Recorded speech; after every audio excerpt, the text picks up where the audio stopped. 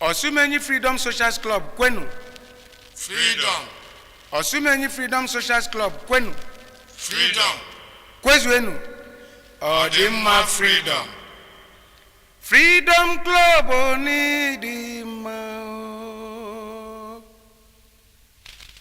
Osumenyi nidima. Egbe belu go belu. Onyangu ni beyefu na onanugo.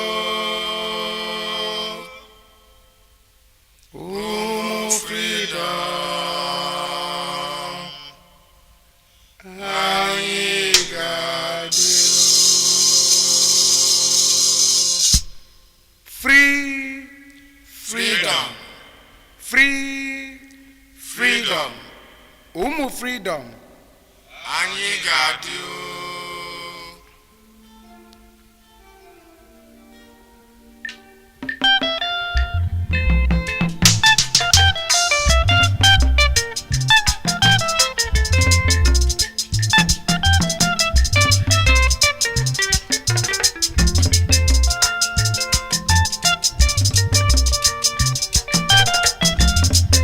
Osumenyi Freedom Social Club nke Nigeria ka na-ekwunu maka enu no.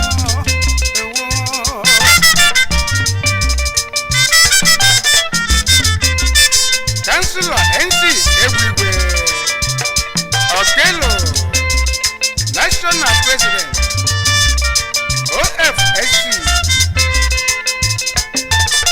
Alfonso Leo Onyeka Eze nwa mmadụ General Secretary onye na-ede akwụkwọ debere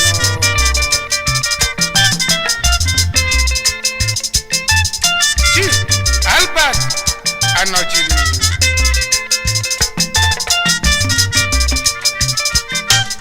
Nwachi Nemero Vice President na Chairman Building Committee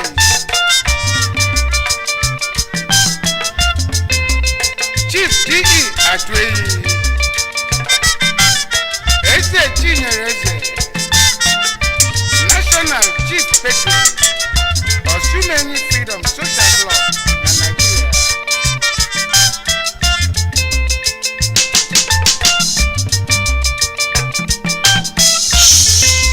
Edwin Ikebu Akubekene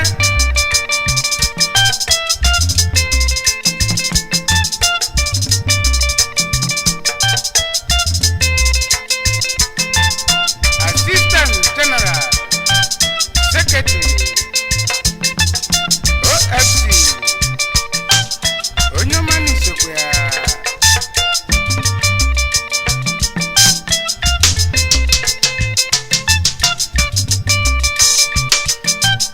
Mr. Francis Igbojekwe Okwenye Afueli Omezionu Akonoda Abua National Treasurer Isokwea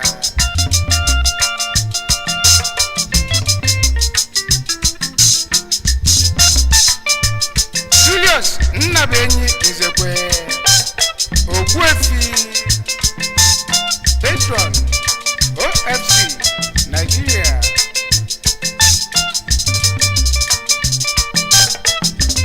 Bayo Sora Nelly Sokwanye Jezi Onyamani National Financial Secretary Stephen Emodi Mojiku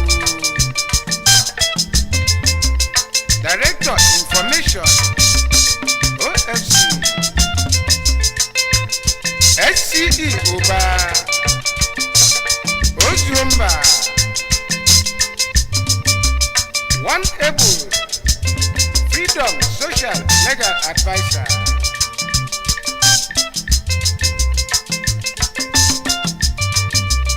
Mazi Godwin Ejike Ijego Nneto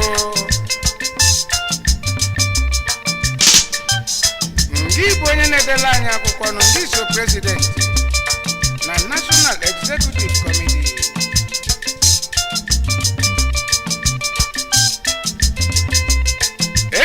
egbu igwe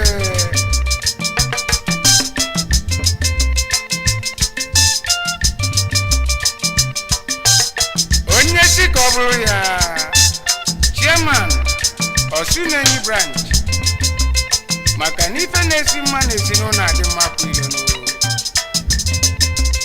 John Bosco Ofegbu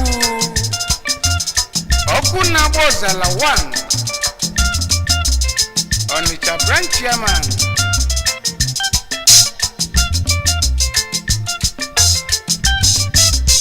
Augustine Izuchukwu onye isi oche anyị na-aba SOU egwu ọgụ chairman selection committee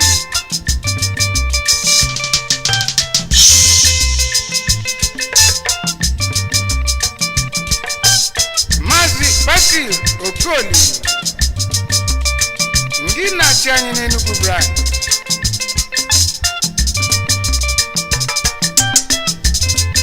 jee iwu obi sonye jenu oche kotuko na-achịkwanụ onye isi oche anyị na-apịta ọkpa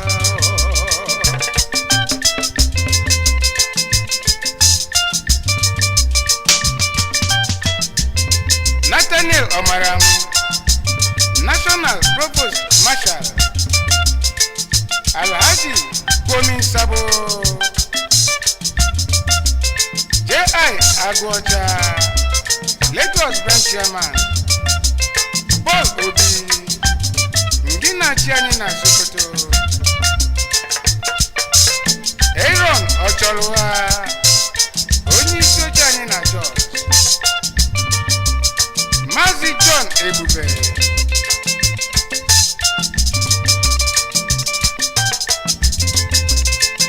Chairman na Medugri branch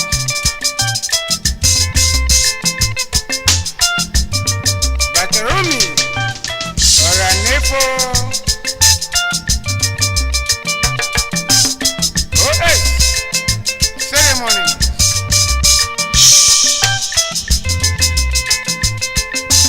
Wilson Ekeshiobi Chairman na Medugri branch onye mmanụ sokwanye nọ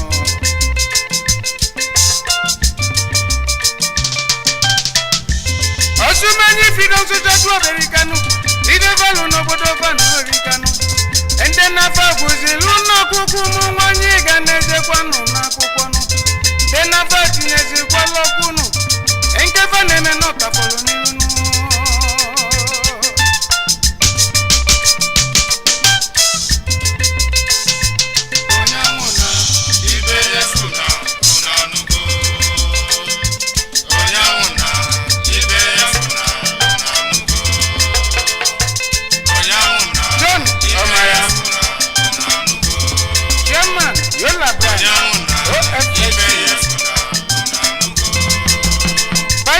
Ogwenne Kanu branch chairman Jacob Dim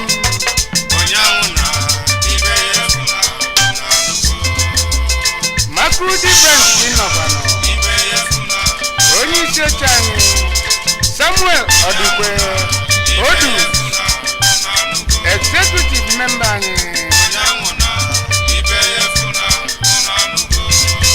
Livinus Ndubisi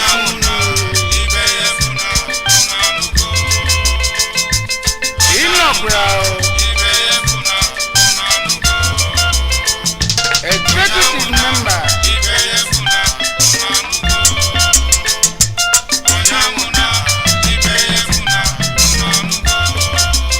Edwin Ibafu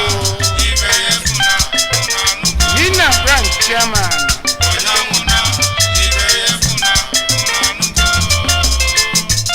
Samson Okeke ndị na-achị anyị na Ilorin Julius Obis achịkwanụ onye ọma na-eri mma Gomben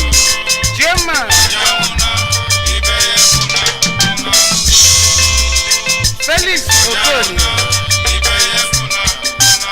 Building Secretary, Committee OFC, SC Ibe, Uweli,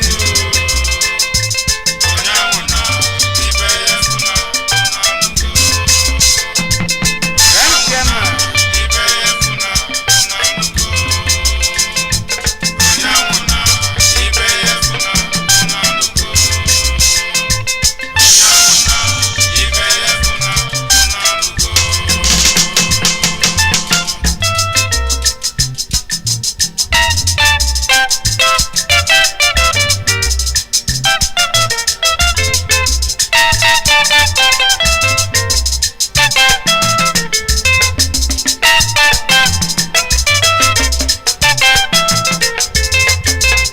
Festus Ezeji,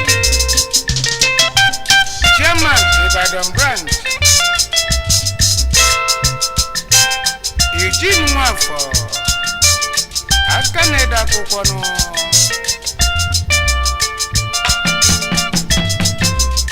Ndị na-akụzi maka ilekọta ndị mmadụ anya nụ.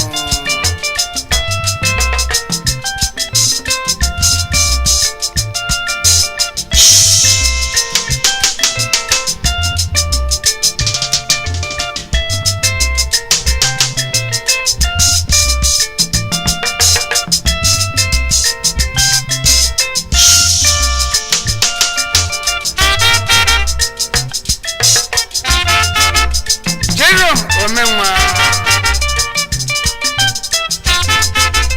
Chairman Nakure Branch, Gilbert Iwuku Setino, onye manege mmanụ.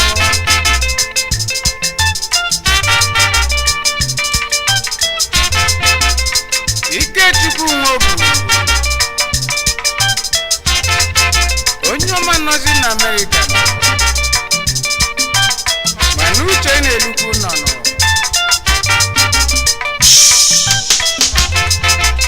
Maazị Lawrence Onwualu, ndị na-akụzi maka akwụkwọ nọ.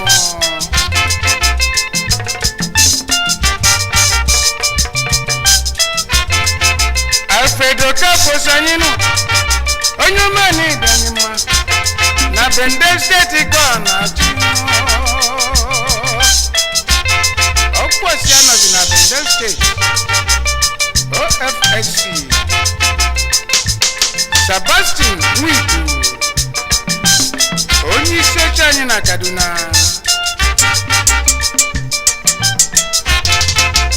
Christopher Nneto, Chief Defense Officer, Freedom Social Club.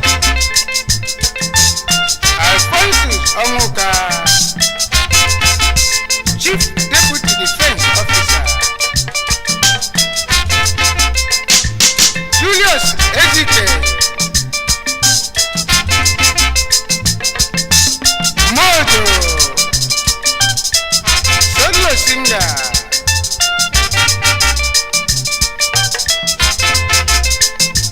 Nana Martin Chikweluba, Dankwa,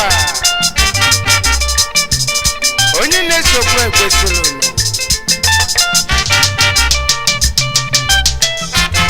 Osumenyi Freedom Social Club ebukanu, ifunu na-eme n'obodo na-abakanu.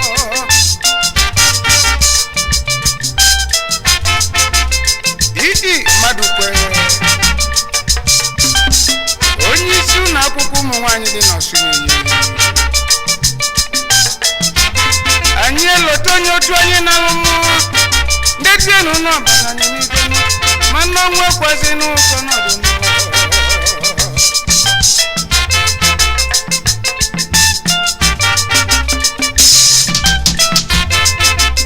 Kenneth Okafor, Dr. Ifeonwu na-emerikano.